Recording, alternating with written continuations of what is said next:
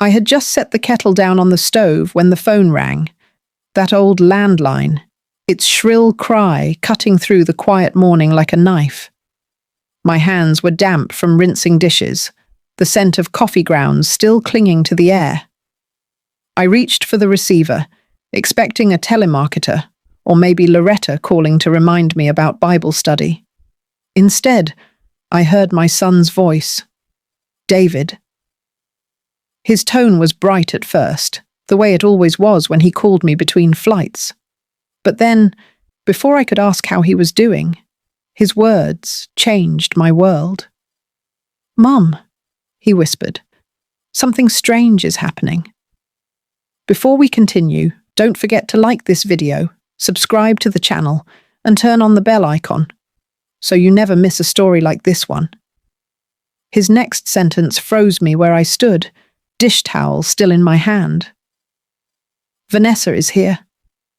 She's at the house with you, isn't she?" I glanced toward the staircase where the sound of running water came faintly from above. I had just heard her voice minutes earlier, calling down that she was about to shower. "Yes, of course," I said. "She's upstairs right now." David's voice dropped low, full of disbelief. "That's impossible." "Mum, I'm looking at her passport right now. She just boarded my flight to Paris. She's sitting in first class, and she isn't alone." The receiver grew slick in my hand as the words sank in.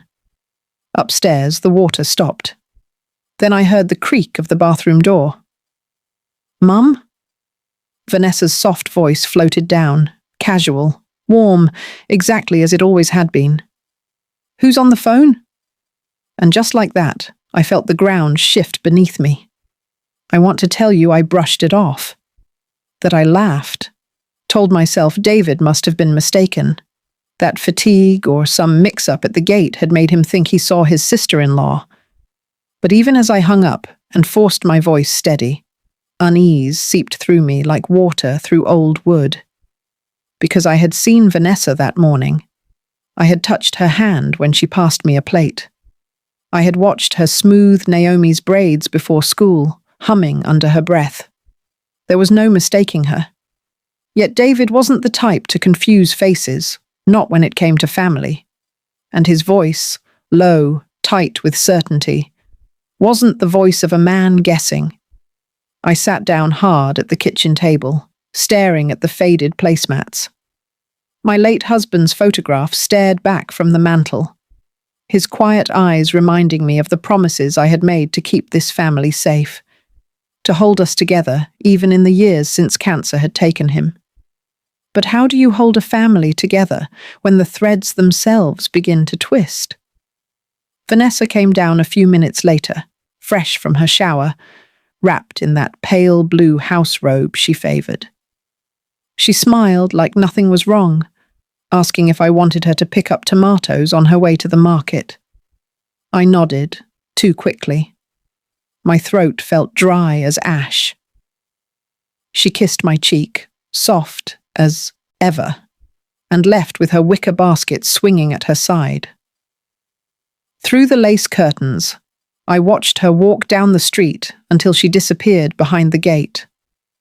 My hands still trembled as I lowered myself into the old armchair by the window. I could hear the clock ticking, loud and insistent, as if the whole house was holding its breath with me. If she was here, then who was with David? And if she was with David, who had just stood in my kitchen? The questions twisted through me like vines tightening around an old tree trunk. And though I told myself to let it go, I knew in that moment that my days of peaceful ignorance were over. That night, I couldn't sleep. I lay awake, the sheets heavy on my chest, listening to the faint hum of the ceiling fan. My mind returned again and again to David's voice. "She's on my flight right now. I'm looking at her. She isn't alone." Beside the bed, Naomi's school picture smiled up at me from its frame. Her gap-toothed grin, her little hand clutching the teddy bear I had sewn years ago. She was only 8, too young to notice the subtle shifts in her mother's eyes, the way her laugh sometimes rang hollow. Or maybe not. Children see more than we think. The thought sent a chill crawling up my spine. By morning, I had convinced myself I needed evidence. Something more than my son's call and my trembling suspicion. I would watch. I would listen. I would take note of every inconsistency, every strange slip of hand or word. Because if Vanessa was truly living two lives, then one of them would eventually crack. And when it did, I would be ready. I pulled out an old leather-bound notebook from the drawer, one my husband once used for grocery lists and sermon notes. On the first page, I wrote in shaky letters, "Tuesday morning, Vanessa at home." David claims Vanessa boarded flight to Paris. I stared at the words until the ink bled into my vision. Then I closed the book and pressed it to my chest, whispering to myself, "Lord, give me strength." For what I was about to uncover, I had the sinking feeling it would change everything. The next morning felt heavier than most. I sat at the kitchen table with my cup of chicory coffee, staring at the rising steam as though it held answers. My body was in Phoenix, in my little house with its worn-out linoleum and faded curtains, but my mind kept circling that impossible phone call. David wasn't a man to play tricks. Lord knows, flying for a living had drilled precision into him. Times, faces, names. And he'd sounded so certain, so shaken. "She's sitting in first class, Mum. She isn't alone." Before we continue, don't forget to like this video, subscribe to the channel, and turn on the bell icon, so you never miss a story like this one. I stirred my coffee absent-mindedly. Upstairs, I heard Naomi's voice, light and sweet, humming as she got dressed for school. A moment later, Vanessa's footsteps followed, calm and steady.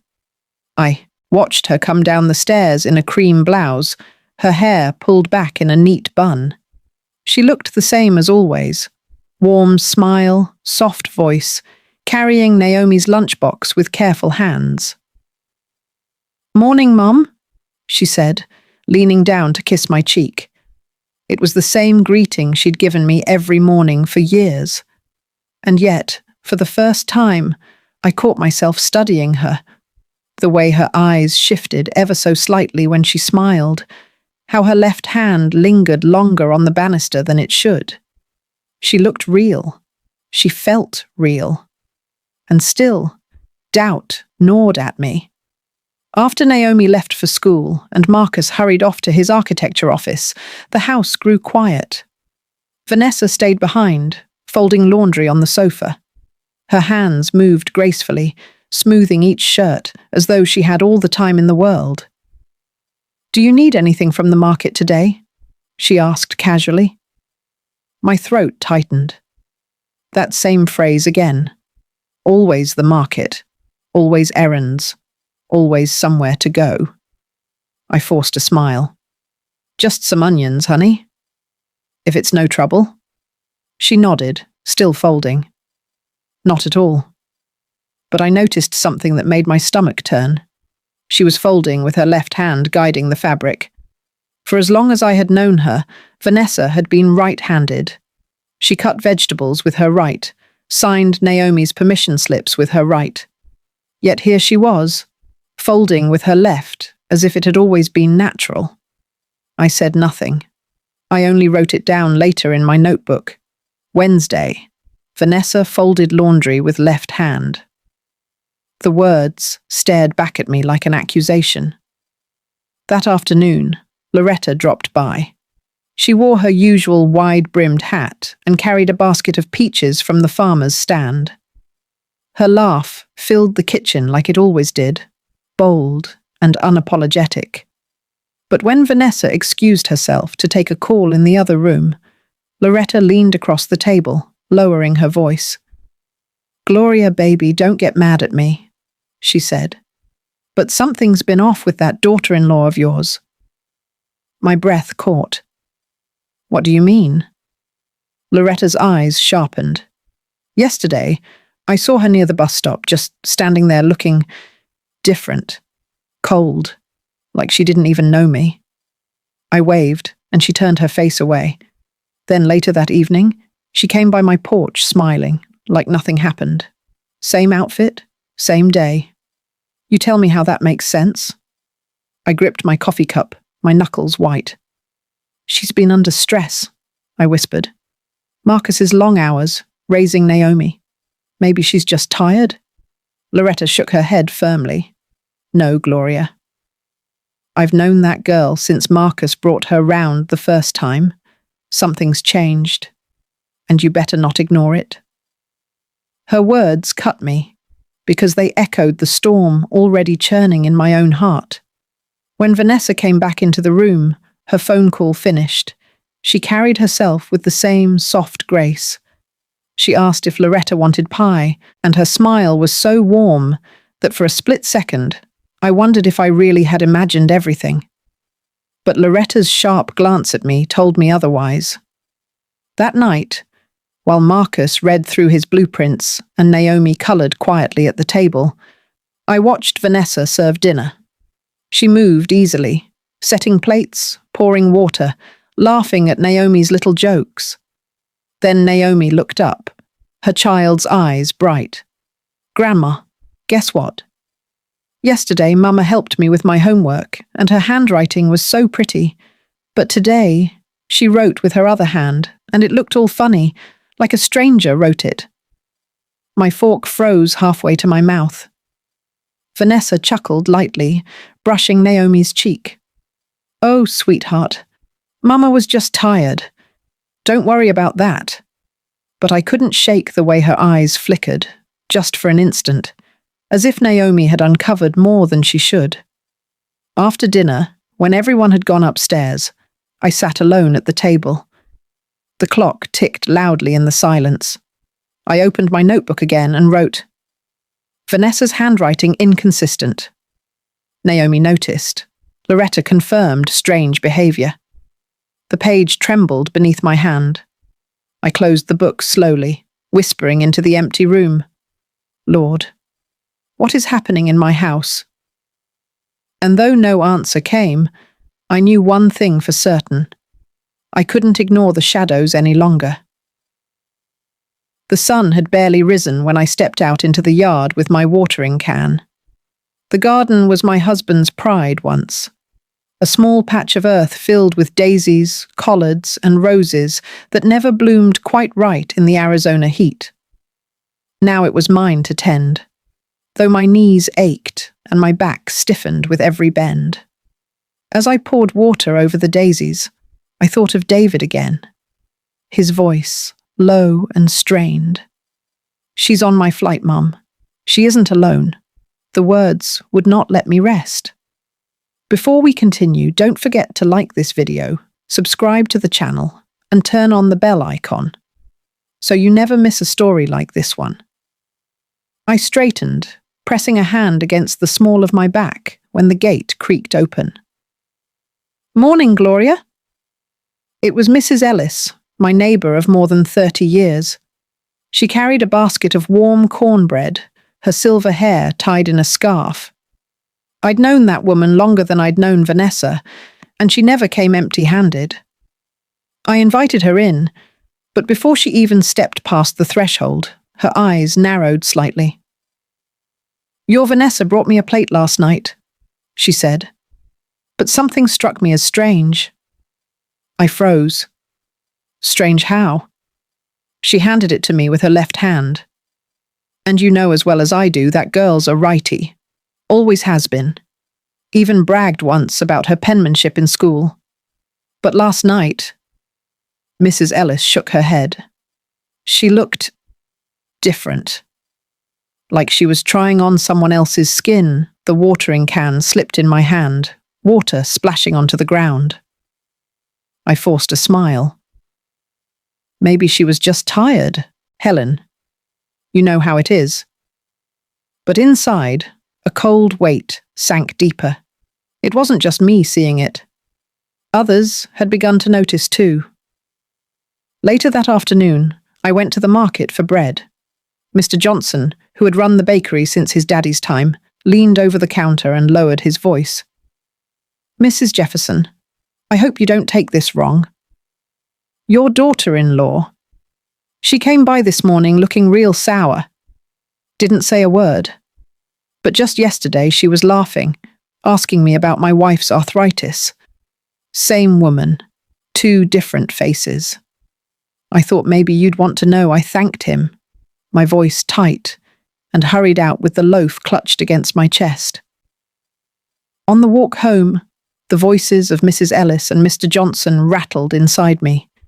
Their words matched Loretta's, matched David's, matched Naomi's innocent observations. Each one was a brick in the wall, closing around me. That evening, I sat by the window as the sun bled into the horizon.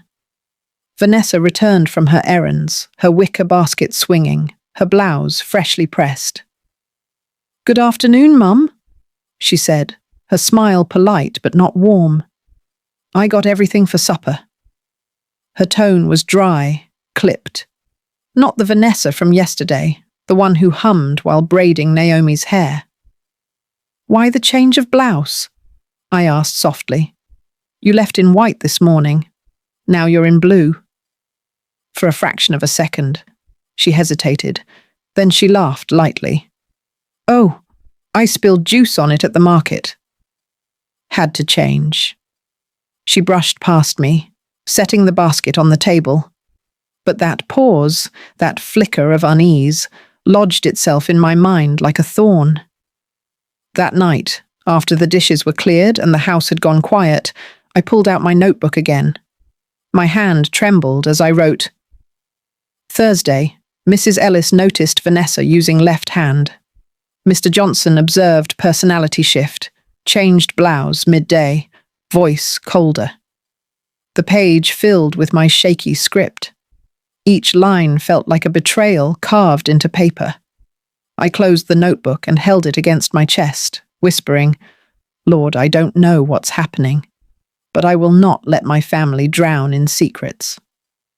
The next day, Naomi came bouncing home from school, her backpack rattling with crayons and papers. She ran straight into my arms, her breath warm against my cheek. "Grandma," she said, "Mama was funny today.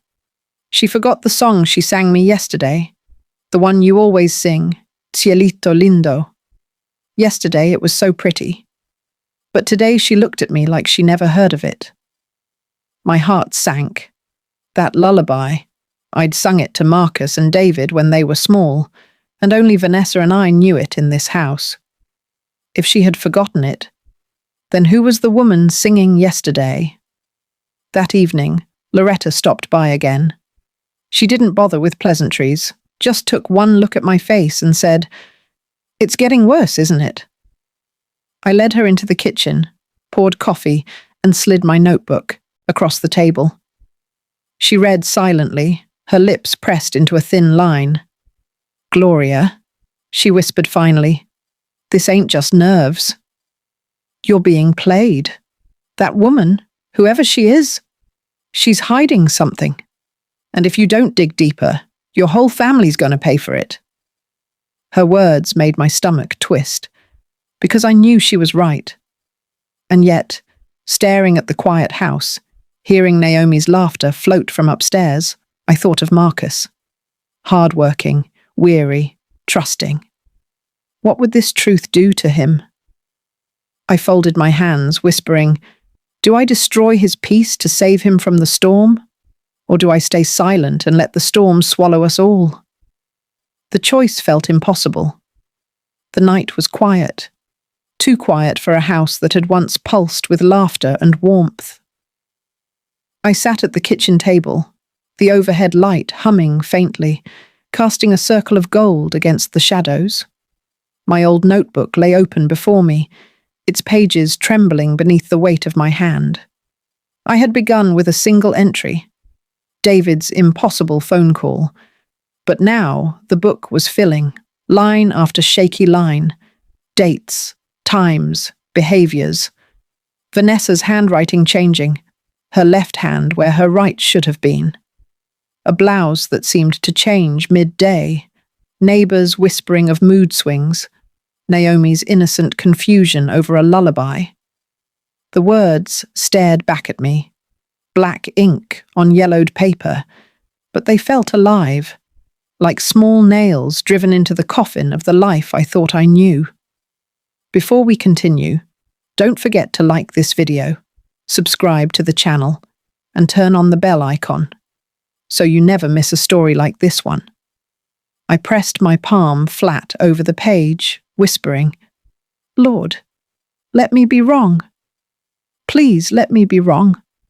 But the silence answered me back. The next morning, I carried the notebook with me like an anchor. While Naomi ate her cereal, swinging her little legs under the chair, I scribbled quietly at the table. She looked up once, her big brown eyes curious. "Grandma, why are you writing so much?" I forced a smile. "Just keeping notes for myself, baby. Helps me remember things." She nodded and went back to her cereal, unconcerned. Children didn't know how heavy truth could be. Vanessa floated into the kitchen, her hair perfectly styled, her smile warm enough to light a room. She kissed Naomi's head and asked if she'd finished her homework. For anyone else, she looked like the perfect mother. But I noticed how her right hand stayed tucked at her side as she poured juice with her left. And when Naomi chattered about singing in music class, Vanessa's laugh came a second too late, brittle at the edges. I wrote it all down. That afternoon, when the house had settled again, Loretta stopped by. She saw the notebook open on the table and raised her brow. "So you're finally doing it," she said, sliding into the chair across from me. "About time." I sighed. It feels like betrayal, writing these things about. Her Loretta's gaze was sharp, unflinching. "Betrayal is what she's doing, Gloria. You're just opening your eyes." I closed the book slowly, my fingers trembling. What if Marcus finds it? What if Naomi sees? How do I explain it? "You'll explain it when you have the truth," Loretta replied firmly. "And until then, you keep your notes safe. That notebook might end up saving your family." Her words settled deep inside me. I realized then that the notebook wasn't just paper and ink. It was my weapon, my shield, my lifeline. Days blurred into one another, each carrying its own strange contradiction. On Monday, Vanessa returned from the store humming gospel hymns under her breath, her voice gentle. On Tuesday, she snapped at Naomi for spilling milk, her eyes sharp as knives. On Wednesday, she wrote Marcus a list with elegant loops and tidy lines. On Thursday, she jotted down Naomi's spelling words with jagged, crooked letters. On Friday, she left the house with her wicker basket at 3 p.m., wearing a yellow dress. I watched her turn down the usual path toward the market. But when she returned near 6 p.m., she wore a navy blouse, carried a different basket, and her eyes darted toward me as if checking whether I'd noticed. I wrote it all down. Every detail, every flicker, every inconsistency. The more I wrote, the heavier the air in the house became. Marcus seemed oblivious, buried in his work. Naomi, sweet child, only asked innocent questions. "Why does Mama act funny some days? Why doesn't Mama hug me like yesterday?" But I felt the tension pressing against my chest, thick and suffocating. Some nights I dreamed of two Vanessas, one soft and loving, one cold and sharp, circling the house like shadows that slipped through locked doors. I would wake drenched in sweat, the notebook pressed against my chest as though it could ward them off. Then came the day I couldn't hold my tongue. Vanessa was at the sink, washing dishes. I stood in the doorway, the notebook heavy in my apron pocket. "You've been going to the market a lot lately," I said carefully. She glanced at me, her smile quick and easy. Yes, Mom. Fresh food is best, isn't it? Of course, I said slowly, but you've been changing baskets. Clothes. Even hands. For a heartbeat, her expression faltered. Then her smile returned, brighter than before. Oh, Mom, you're paying too much attention. You know how it is. Women change things up sometimes. Her tone was light, but her eyes were cold. I didn't press further. But when she left the room, I pulled the notebook from my pocket and added a line in shaky script. She knows I'm watching. That night, as I sat alone, the notebook open before me, I realized the truth. I wasn't just collecting suspicions. I was preparing for war. Because whatever Vanessa was hiding, it was no small secret. And the day would come when my notes would be the only proof I had left. The sky was heavy with late afternoon sun, the kind that makes the air shimmer and the cicadas sing louder than the church choir. I sat on the porch with my notebook tucked beneath my shawl, pretending to sew, though my hands shook too much for the needle to thread. Vanessa had just stepped out of the house, basket in hand, her voice floating back as soft as always. Mum, I'm running to the market.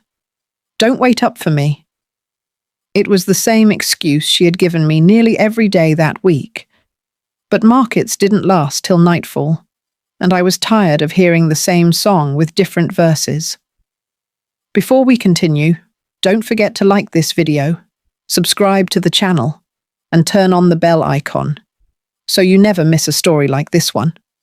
The moment the gate shut behind her, I set down my sewing and rose, heart pounding against my ribs. I slipped on my old shawl, the one with frayed edges, and pulled it tight around my head.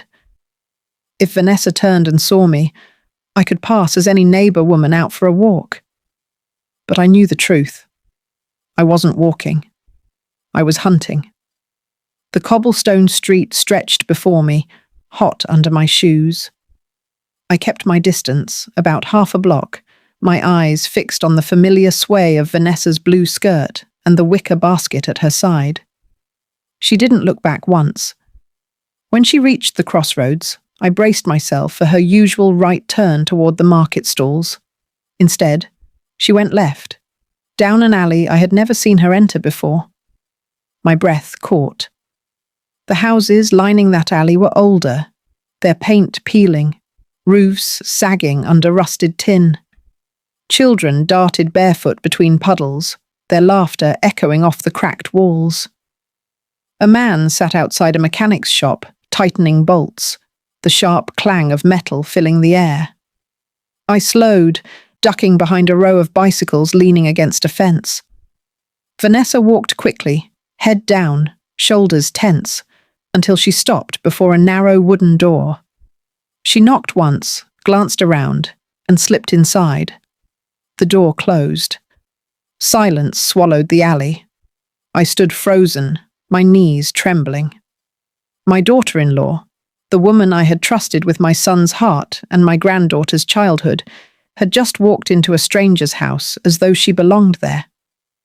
I wanted to march across the street, pound on that door, and demand answers.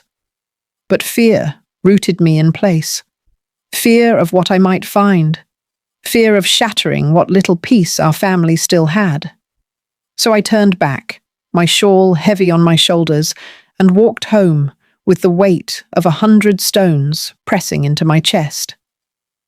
When I pushed open the gate, I nearly dropped where I stood. Vanessa was in the kitchen. She was chopping onions in a clean white blouse, her hair tied differently than before. Her expression was calm, even curious. "Where did you wander off to, Mum?" "You're just getting back." For a moment, my mouth went dry. Just 30 minutes ago, I had watched her slip into that old house in the alley. How could she have returned so quickly? How could she have changed her clothes? "I just took a little walk," I stammered, forcing a weak smile. She nodded, returned to her chopping, and said nothing more. But when her eyes flicked up at me, sharp and cold, a chill crawled down my spine. I retreated to my room, my heart hammering. That night, Naomi ran into my room, tears streaking her cheeks. "Grandma?" she sobbed. "Mama yelled at me just for dropping my pencil." Yesterday she hugged me when I made a mistake, but today she said I was clumsy. I held her against me, stroking her hair, my throat tight. "Don't you worry, baby. Grandma's here." But her words cut me deep. It was as though two women lived under our roof, one tender, one cruel. And I had just seen proof with my own eyes that there might truly be two. Later, when the house had gone quiet, I opened my notebook again. My pen scratched across the paper. Followed Vanessa to alley. Entered old wooden door, house unknown. Returned home within minutes, wearing different blouse. Impossible. I stared at the words until they blurred, until tears slid down my cheeks. I whispered into the dark, "Lord, I think I've lost my daughter-in-law. Or maybe I never knew her at all." Sleep abandoned me that night. I lay in bed, staring at the ceiling, my heart echoing David's voice again and again. "She's on my flight, Mum. She isn't alone." The words tangled with Naomi's tears, with Loretta's warnings, with the image of Vanessa slipping into that wooden door like a shadow swallowed whole. By dawn, my decision was made. I couldn't live with half-truths anymore. If I wanted peace, I had to look the storm straight in its eyes. Before we continue, don't forget to like this video, subscribe to the channel, and turn on the bell icon, so you never miss a story like this one. The alley was quiet when I returned the next morning, shawl drawn low over my face. The same cracked walls, the same rusted tin roofs, the same children chasing each other barefoot across the cobblestones. My heart hammered so loud I feared it might give me away. I clutched a family photograph in my hand. Marcus and Vanessa on their wedding day, Naomi cradled in their arms. Proof that this wasn't just my imagination. Proof that she was part of my life. A woman tending a corn stand looked up as I lingered by the corner. Her hands were dusty with ash from the small fire keeping her grill hot. "Excuse me?" I said, my voice trembling, showing her the photograph. "Have you seen this woman around here?" She squinted, wiped her hands on her apron and nodded. "Oh yes, she comes here often, always heading to number 14, number 14. My throat went dry as she pointed to the peeling wooden door at the far end of the alley, the same one Vanessa had entered yesterday. I forced my legs to carry me forward, though each step felt heavier than the last. The door loomed ahead, its paint chipped, its hinges rusted. I raised my hand, knocked once, then twice, each thud echoing like a drumbeat against my chest. The door creaked open, and I gasped. The woman standing before me was Vanessa. Her face, her hair, her very stance. But her eyes were wide with fear, not polished calm. She clutched a rag in her trembling hands. For a moment we simply stared at one another, my breath caught in my throat. Then she whispered, "I'm sorry. I'm not who you think I am." Before she could close the door, another voice came from inside. Calm, firm, a woman's voice. "Isadora, don't hide. She deserves the truth." The name struck me like lightning. Isadora. The second woman appeared from the shadows of the small room. She was younger, thin, her hair pulled into a bun, her eyes intelligent and steady. She gave me a small, respectful nod. "My name is Lucy Miller," she said. "I live here with her." "Please, come in." My knees shook as I stepped across the threshold. The air inside was heavy with disinfectant and poverty. An old man coughed weakly on a cot in the corner, a threadbare blanket pulled to his chin. The floor was cracked, the walls stained with years of neglect. The woman before me, the mirror of my daughter-in-law, lowered her head, voice trembling. "My name is Isadora. I'm not Vanessa." I gripped the edge of a wooden chair, trying to steady myself. My mind reeled. "Explain to me," I demanded, though my voice cracked. "Why do you look exactly like my daughter-in-law? Why do you walk in and out of my house?" Tears filled Isadora's eyes. She twisted the rag in her hands. "I never meant to deceive you, Mom. Vanessa found me. She said I could help her, that I could take her place sometimes. She gave me money, enough for medicine for my parents." She gestured toward the old man, coughing in the corner. I didn't ask questions. I just did what she asked. My chest tightened. "Take her place?" Isadora nodded miserably. "She told me to stay at your house sometimes. Go to the market, help with Naomi's homework, just enough so nobody would suspect when she needed to leave. She said it was harmless. She said no one would get hurt." Her voice broke, and she covered her face with the rag. I stood frozen, my mind spinning. Every inconsistency, every strange glance, every shift in handwriting, Naomi's confusion, Loretta's suspicions, Mrs. Ellis's whispers. They all made sense now. It wasn't just one woman slipping between moods. It was two. One sweet, one sharp, one motherly, one cold. Vanessa had been using Isadora as her double. But why? Lucy placed a hand gently on Isadora's shoulder, her voice steady. "Mrs. Jefferson, I know this is a shock. But Isadora is no villain. She's a girl trying to keep her family alive." Vanessa took advantage of that. I looked at Isadora again. The same face, the same features, but with fear in her eyes where Vanessa wore confidence. My anger softened, replaced by a sorrow so deep it burned. "What does Vanessa do when she leaves you to pretend?" I asked, my voice trembling. Isadora shook her head. "I don't know. She never told me. She only said it was none of my business. Once I saw her with a man, elegant, wealthy. They called each other Honey.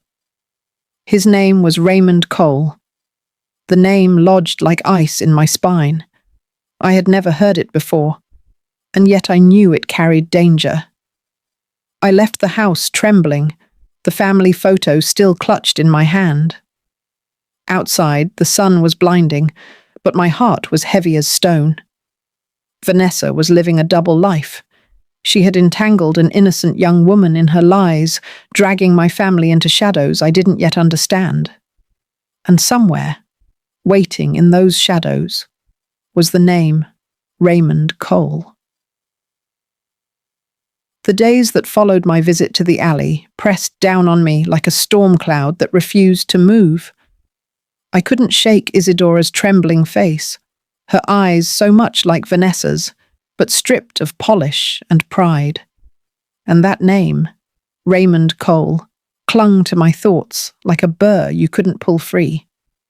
I told myself I should walk away, that I should burn the notebook, hold Naomi close, and protect Marcus from a truth that would cut him to the bone.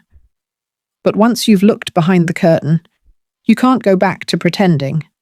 And I had seen too much. Before we continue, don't forget to like this video, subscribe to the channel, and turn on the bell icon, so you never miss a story like this one.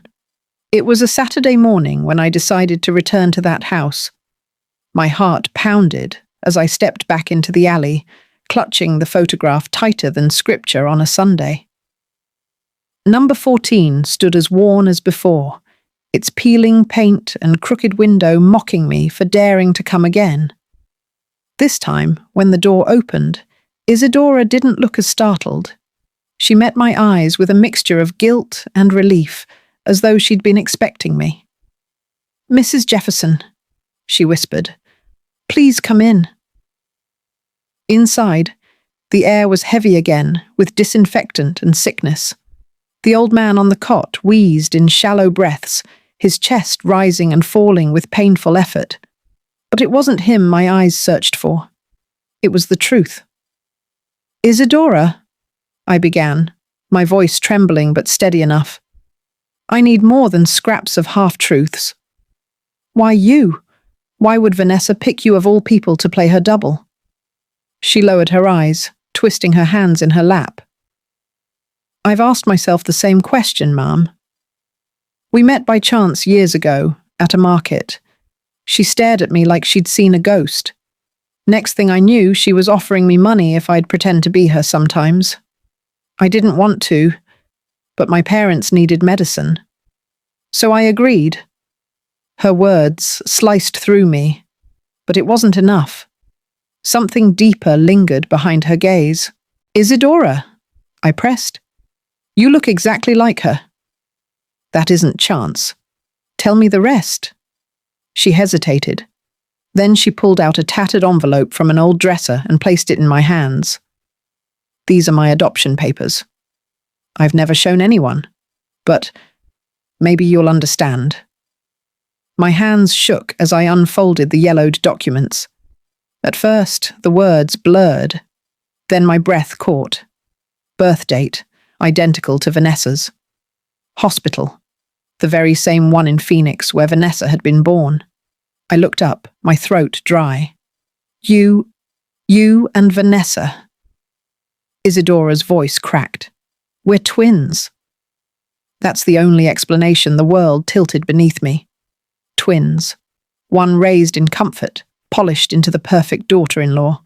The other abandoned, shuffled into poverty, forced to play a role she never asked for.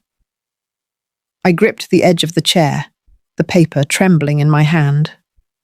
Lord, how many secrets can one family carry before it breaks? Lucy stepped forward, her steady eyes meeting mine.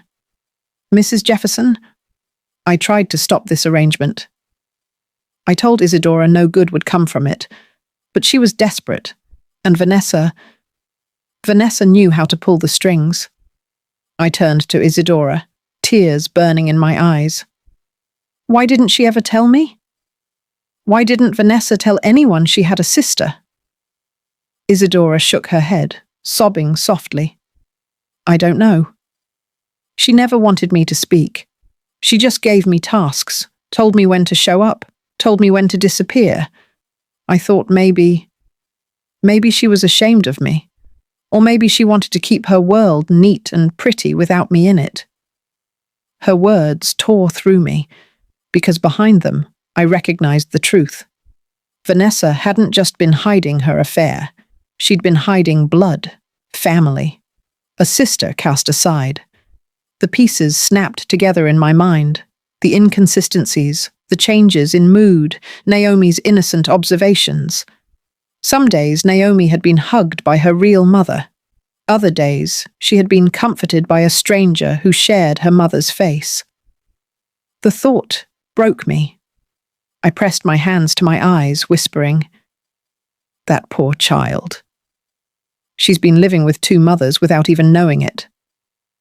When I lifted my head again, Isadora was staring at me with pleading eyes.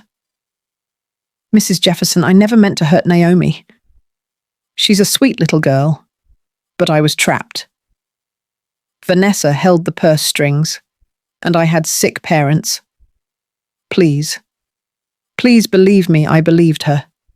My heart knew she wasn't the villain. But Vanessa, the woman I had welcomed into my family, into my home, had built our life on lies.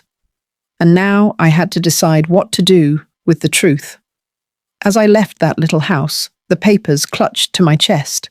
The sun seemed cruelly bright. I walked back through the alley, my legs heavy, my soul heavier. When I reached my gate, Naomi came running to greet me, her little arms wrapping tight around my waist. "Grandma, Mama made fish for supper. Come see." Her innocent joy split me in two.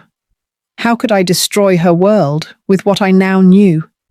And yet, how could I let her keep living in a web of deception? That night, I sat in my room with the adoption papers spread across the bed. My notebook lay open beside them. I traced the ink of Isidora's birth record, my tears falling onto the page. One truth was now undeniable. Vanessa and Isidora weren't just doubles. They were blood. And if Vanessa had hidden her own sister, then what else was she hiding from all of us? That night, I couldn't touch my supper. Naomi chattered at the table about school. Marcus rubbed his tired eyes as he skimmed blueprints, and Vanessa, radiant in a soft cream dress, smiled as though nothing in the world was wrong. I pushed food around my plate, my notebook burning like a brand in my apron pocket. Inside were my suspicions, my observations, and now the adoption papers that had ripped the ground out from under me. I knew the truth. Vanessa wasn't just living a double life with another man, she was living it with her own blood. Before we continue, don't forget to like this video, subscribe to the channel, and turn on the bell icon, so you never miss a story like this one. As the meal went on, I studied her. Every smile, every glance, every word out of her mouth carried a new weight. When Naomi spilled a bit of water on the tablecloth, Vanessa laughed lightly, patting her daughter's hand. But just 3 nights earlier, Naomi had sobbed in my arms after Vanessa scolded her harshly for the same mistake. It hadn't been Vanessa that night. It had been Isidora. The realization cut me deeper than any betrayal I had ever known. My granddaughter had been raised in the arms of 2 women, thinking both were her mother, never knowing the difference. Later, when the dishes were washed and the house quiet, I slipped into my room and closed the door. I spread the papers across the bed again, the adoption certificate trembling beneath my fingers. I whispered into the silence, "Why, Vanessa? Why hide your sister? Why use her like this?" But only the ticking of the old clock answered me. The following day, Loretta stopped by with her usual boldness. She took one look at my face and didn't waste time with pleasantries. "You found something, didn't you?" she asked, setting a bag of collard greens on the counter. I nodded slowly, pulling out the papers. Her sharp eyes scanned them, her lips pursing into a hard line. "Twins?" she said flatly. "So that's her secret." My throat tightened. "Loretta, what do I do? If I bring this into the light, Marcus will break. Naomi. Lord, Naomi will never look at her mama the same." Loretta leaned forward, her voice firm but kind. "And if you keep it in the dark, Gloria, they'll live in a lie. Lies rot a house from the inside out. Better a broken truth than a pretty lie." Her words hit me like gospel. I knew she was right. That evening, when Marcus came home late from work, I almost told him everything. He was so tired, his tie loosened, his eyes dull with exhaustion. Naomi ran into his arms, and for a moment, I couldn't bear to put more weight on his shoulders. But then I saw Vanessa watching from the kitchen doorway. Her smile was too perfect, her eyes just a shade too careful. And I knew. The time was coming when this house would shatter. The next morning, I followed Vanessa again. My hands shook as I trailed her discreetly down the cobblestone streets. This time, instead of the alley, she walked into a small cafe downtown. Through the window, I saw him. Raymond Cole. He was just as Isidora had described. Tall, elegant, dressed in a suit that probably cost more than Marcus earned in a month. His smile was polished, but his hand on Vanessa's arm told me what words could not. I pressed myself against the brick wall outside, my chest heaving. My daughter-in-law, the mother of my granddaughter, was laughing softly with a man who wasn't my son. I stumbled home, every step heavier than the last. My shawl clung to me, soaked with sweat. Inside, Naomi was drawing at the kitchen table. She looked up at me with her innocent smile and held out her paper. "Look, Grandma. Mama taught me how to draw a bird yesterday." I took the paper with trembling hands. The handwriting in the corner, "Good job, Naomi," was crooked, unfamiliar. Isadora's hand. My knees nearly gave out. I kissed Naomi's forehead quickly and excused myself to my room. There, I collapsed into my chair, my notebook open once more. Vanessa seen with Raymond Cole, laughing, intimate. Isadora continues to care for Naomi in her place. I stared at the words until my tears blurred them into nothing. That night, I prayed harder than I had in years. My knees pressed into the worn carpet, my hands clasped tight. Lord, show me how to protect this family. Show me how to tell the truth without destroying everything. But deep down, I knew the truth had no gentle edges. It would tear. It would cut. It would bleed. And yet, if I stayed silent, it would rot us from within. The day of reckoning arrived not with thunder, but with the clink of silverware. I had spent the afternoon cooking, my hands moving as though on autopilot. Catfish seasoned and roasting, collard greens simmering, cornbread golden in the oven. The smells filled the house, comforting, deceiving. It was the kind of meal my late husband Raphael would have called a feast. But it wasn't meant to celebrate. It was meant to reveal. Before we continue, don't forget to like this video, subscribe to the channel, and turn on the bell icon, so you never miss a story like this one. Marcus came home first, his tie loosened, eyes weary from another long day at the firm. "Mama," he said, kissing my cheek, "this looks like a Sunday supper." "What's the occasion?" I forced a smile. "Just thought we ought to sit down together." Naomi came tumbling in next, full of laughter, her school shoes tapping against the wood floor. She ran straight to me, hugging my legs. "Grandma, is there dessert?" I kissed her head, blinking back tears. Lord, how would this child's smile survive what she was about to hear? And then Vanessa entered, radiant as always in a pale blue dress, her smile sweet as sugar. She kissed Marcus's cheek, smoothed Naomi's braids, and sat down at the table as though she hadn't been seen days ago with Raymond Cole. My heart pounded, but I kept my voice steady. We bowed our heads, blessed the food, and began to eat. At first it was ordinary. Marcus asked about Naomi's schoolwork. Naomi chattered about her art project. Vanessa laughed in all the right places. But I could feel it. The weight of my notebook hidden in the drawer behind me, the adoption papers folded in my pocket, the truth straining against my lips. Finally, I set down my fork and folded my hands on the table. "There's something we need to talk about," I said softly. The air shifted. Marcus looked up, puzzled. Naomi tilted her head. Vanessa's hand froze on her glass. I drew a breath deep enough to steady my soul. "Vanessa," I said, my voice trembling, "you haven't been honest with us." For a heartbeat, silence. Then Vanessa's eyes flashed. "What are you talking about, Mama?" I rose slowly, walked to the drawer, and pulled out the notebook. I set it on the table, pages thick with my trembling handwriting.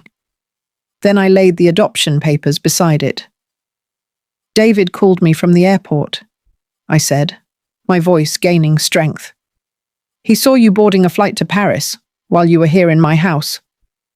And since then, I've kept notes, your handwriting changing, your moods turning on a dime, neighbors noticing, Naomi confused. And then," I tapped the papers, "I found your sister." Marcus stiffened. "Her what?" "Her twin," I said, my voice breaking. "Isadora. She's been stepping into this house, pretending to be you. You've been living two lives, Vanessa, with your family here, and with a man named Raymond Cole. The words landed like stones hurled through glass. Naomi blinked, confused. 2 moms? She whispered. Marcus's face drained of colour. He stared at his wife, eyes wide, lips trembling. Vanessa, tell me this isn't true. Vanessa shot to her feet, her chair scraping against the floor. This is ridiculous. She's making it all up to humiliate me. But before she could say more, the front door opened. David stepped inside, his pilot's uniform crisp, his face pale but determined. And behind him stood Isadora, the same face as Vanessa, but softer, tear-stained, trembling. Naomi gasped. Mama? She looked from one woman to the other, her little voice cracking. Why are there 2 of you? Vanessa's mask shattered. She slammed her fist against the table, eyes blazing. Fine, she spat. Yes, I used her. So what? Do you think I was going to waste my life stuck here with Marcus's endless blueprints and your hand-me-down casseroles? Raymond gave me something better. Money, travel, freedom. Isadora was too pathetic to refuse me. She needed the cash, so she played along. Everyone got what they wanted. Her words cut through me like blades. Marcus staggered to his feet, fists clenched, his voice trembling. You've been lying to me. To Naomi. All this time? Vanessa sneered. You were never enough for me, Marcus. You'll never be enough.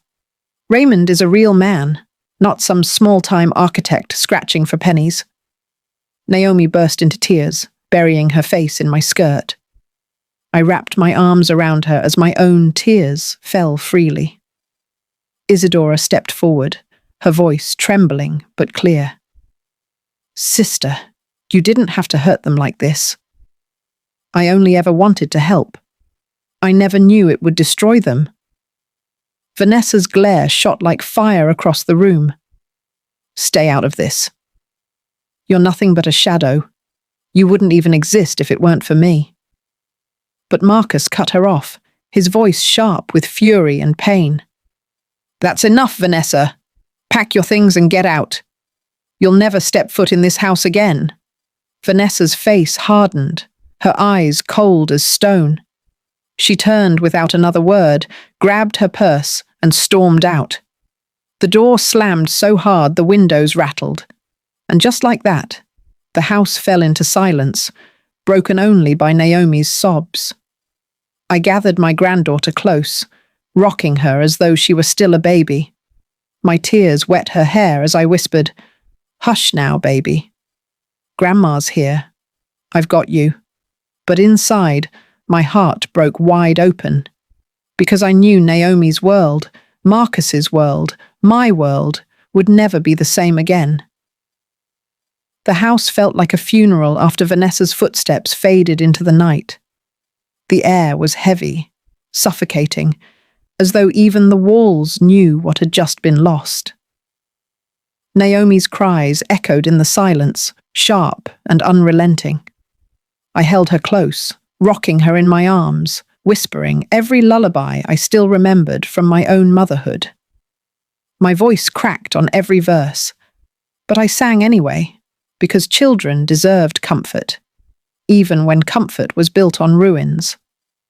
Before we continue, don't forget to like this video, subscribe to the channel, and turn on the bell icon, so you never miss a story like this one. Marcus sat at the table, his head in his hands, shoulders trembling. I had never seen my son so undone, not when his father passed, not when money was tight and he nearly lost his first job. This was different. This was the look of a man who had given his whole heart and had it stomped into the ground. David stood quietly near the doorway, his pilot's cap tucked under his arm. He looked like a soldier who'd just carried bad news to a battlefield, uncertain whether to stay or retreat. Isadora lingered near the kitchen counter, her face pale, her eyes glistening with guilt. She looked so much like Vanessa that every glance at her made Marcus flinch. Yet she stayed, because maybe she too needed to see the full measure of what their deception had wrought. Naomi hiccuped against my shoulder, lifting her tear-stained face. "Grandma," she whispered, "why does Mama have another face? Why did she say mean things tonight?" My throat closed. How do you explain betrayal to a child who still believes monsters only live under the bed? I kissed her forehead, pressing her little hand in mine. "Baby girl, sometimes grown-ups make mistakes so big that they hurt the people they love. But you didn't do anything wrong. You're still loved, more than you'll ever know." Her lip trembled. "But which Mama is mine? The one who hugs me? Or the one who yells?" Tears blurred my vision. "Both, baby. Both of them cared for you, but only one will stay, and Grandma promises you this. I won't let you go without love. Not ever." She buried her face in my chest, clinging tight. Across the table, Marcus finally lifted his head. His eyes were red, swollen, empty. "Mama," he croaked. "How do I tell Naomi her mother isn't coming back? How do I tell myself that?" I wanted to give him an answer, but all I had were tears. I took his hand across the table, squeezed it tight, and whispered, "You'll tell her by showing up every day, by loving her more fiercely than you ever thought you could. And when you can't, I'll be here. Between the two of us, she will never feel alone." He nodded weakly, but his shoulders slumped as though the weight of the world had pinned him to his chair. Isadora finally spoke, her voice trembling. "I'm so sorry. I never meant for it to go this far. I thought I was helping her. But I see now I was helping her lie." Marcus's eyes hardened, though his voice stayed low. "Every time Naomi thought her mother was singing to her, it was you." Isadora lowered her head, tears spilling onto the floor. "Yes, but I sang because she asked me to, not because I wanted to fool a child. I swear to you, I never wanted to hurt her." David stepped forward, placing a hand on Marcus's shoulder. "She's telling the truth." Vanessa was the one pulling strings. Isadora was desperate, and Vanessa used that desperation. Marcus turned away, unable to look at either of them. Later that night, I tucked Naomi into bed myself. She clutched her teddy bear with white knuckles, her eyes wide in the dark. "Grandma?" she whispered. "Will Mama come back?" I brushed her hair gently. "Not the way she was, baby. But you have me. You have your daddy. You have Uncle David. You'll never be without love." Her small voice cracked. "I just want the nice Mama, not the mean one." I kissed her forehead again, whispering through tears. "So do I, baby. So do I." She drifted into uneasy sleep, her little chest rising and falling against the covers. I sat by her side long after, stroking her hair, promising myself I'd guard her innocence with everything I had left. When I finally returned to the kitchen, Marcus was gone upstairs. David lingered, silent. Isadora still sat at the table, her face streaked with tears. "Mrs. Jefferson," she said softly, "let me help. Let me try to make things right, even if I can't undo the past." I studied her, the same face that had deceived me, but with eyes that carried shame instead of arrogance. "Then help Naomi," I said. "If you're going to stay in this story, let it be with honesty, not secrets." She nodded, her tears falling fast. As the house finally grew quiet, I sat with my notebook open again, my pen scratched across the page. Tonight, the truth came out. Naomi's world is broken. Marcus is broken. I am broken. But maybe, just maybe, Isadora's remorse can become the thread that mends us. I closed the notebook, pressed it to my chest, and whispered into the silence, "Lord, help me turn this rubble into a foundation. For Naomi. For Marcus. For what's left of us. The days after Vanessa left were thick with silence. Not the peaceful kind that comes when the house rests after supper, but the suffocating quiet of a wound that refuses to close. Every sound, the creak of the stairs, the slam of a door, even Naomi's soft laughter, echoed differently, as though the walls themselves knew something was missing. Marcus moved through the house like a ghost. He went to work, he came home, he sat at the table without eating. His hands were steady enough to draw blueprints, but his eyes were hollow. Naomi clung to me more than ever, asking questions in her small, careful voice. Where's Mama now? Will she call? Why doesn't she want me anymore? And I answered as gently as I could, though my heart cracked each time. Before we continue, don't forget to like this video, subscribe to the channel, and turn on the bell icon, so you never miss a story like this one. One evening, after Naomi had gone to bed, Marcus and I sat at the kitchen table, a single lamp throwing shadows across our tired faces. The divorce papers lay between us. She didn't even fight it, Marcus whispered, staring at the stack of papers as though they were foreign. She signed them without looking at me. Without looking at Naomi, I reached for his hand, but he pulled away, gripping his head instead. How do I raise my daughter after this, Mama? How do I tell her the woman she called Mama is gone because she chose another man? How do I tell her the woman who tucked her in some nights wasn't even her real mother? His voice broke, and my tears spilled with his. Isadora had been quiet these past few days. She stayed in the background, helping with Naomi's homework, bringing food, tidying small corners of the house, as though trying to atone for sins she never meant to commit. But Marcus avoided her. Every time his eyes caught hers, pain flared in his face. She looked so much like Vanessa that forgiveness felt like betrayal. Yet Naomi didn't flinch. One afternoon, I found her curled against Isadora on the porch, showing her drawings, laughing softly. "Auntie Dora," she called her, innocent as only a child could be. It struck me then. Naomi had already chosen. That night, I spoke to Marcus again.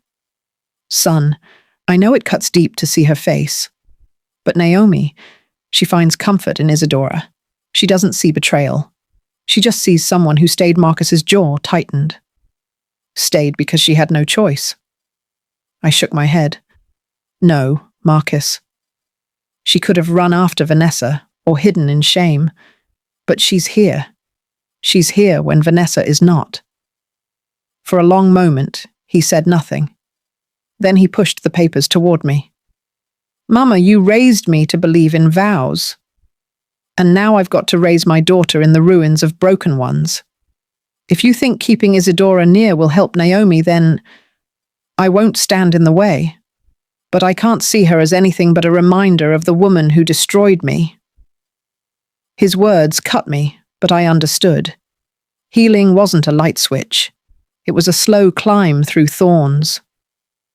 A week later, the courthouse echoed with footsteps. Marcus came home afterward, his face pale but dry. "It's done," he said simply. I touched his arm gently. "And Naomi?" She asked where Mama was. I told her she went away. I couldn't tell her more. His shoulders slumped, but his voice steadied. "Mama, I'll be enough for her." "I have to be." I nodded, pride and sorrow tangled together in my chest. That night, as Naomi slept, I sat on the porch with Isadora. The air was cool, the crickets loud in the dark. "Mrs. Jefferson?" she said softly, her voice heavy with guilt. "I don't expect forgiveness. But if you'll let me, I'll stand by Naomi. I'll help raise her in whatever way you allow. I don't want her to carry the weight of my mistake." I studied her face. The same features as Vanessa, yet softened by humility, streaked with tears. You're not her mistake, I said gently. You're her second chance. Isadora broke down then, sobbing quietly, her shoulders shaking. I reached out and held her, the way I'd held Naomi, the way I'd once held Marcus when he was a boy. And in that moment, I knew. The hard choice wasn't whether to cut Isadora out. The hard choice was learning to see her not as a shadow of Vanessa, but as herself. Time moves differently after a storm. Days no longer march with certainty. They limp, they stagger, but eventually they steady. That was how life felt in the weeks after Vanessa left. Fragile, unsteady, but moving forward whether we were ready or not. The mornings were the hardest. Naomi would wake and ask in her soft, sleepy voice, "Is Mama here today?" Each time, Marcus's shoulders stiffened, and I would gather her close before he had to answer. "No, baby," I'd whisper, "but Grandma's here, Daddy's here, and you're never alone." Before we continue, don't forget to like this video, subscribe to the channel, and turn on the bell icon, so you never miss a story like this one. Marcus poured himself into his work, but I could see the cracks. His once bright eyes had dimmed, his laughter vanished. Yet every evening, no matter how tired, he sat with Naomi at the table, helping her spell out words or check her sums. He showed her, word by word, that she hadn't lost both parents. David visited more often, his pilot's cap tucked under his arm, bringing little trinkets from the cities he flew through, a snow globe from Denver, a keychain from Paris. Naomi clutched each one as though it were treasure, and in her smile I saw the healing begin. And then there was Isadora. At first, Marcus could barely look at her. Every line of her face reminded him of betrayal. But Naomi had already given her a name, Auntie Dora. And children have a way of softening hearts where reason fails. One afternoon, I watched from the porch as Naomi tugged Isadora's hand, pulling her toward the garden. "Draw with me, Auntie Dora," she said, thrusting a box of crayons into her lap. Isadora knelt, her laughter uncertain but real, sketching clumsy flowers and crooked suns. Naomi giggled, correcting her lines, and leaned against her shoulder as though it were the most natural place in the world.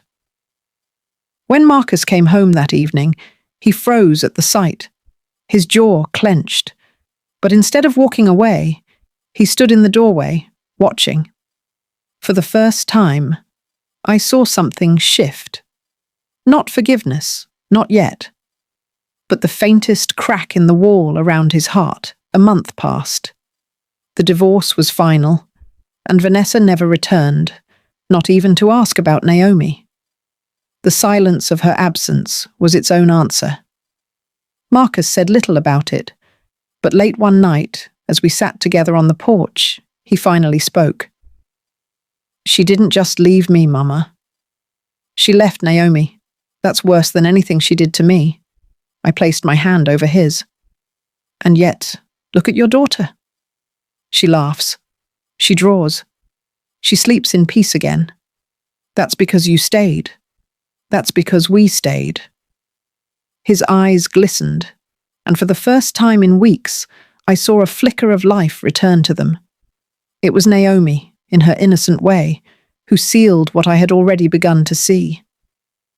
One evening, as Isadora read a bedtime story, Naomi laid her head against her lap and said softly, "I'm glad you're here. You don't have to be Mama. You can just be you." Isadora broke down, tears spilling over the pages.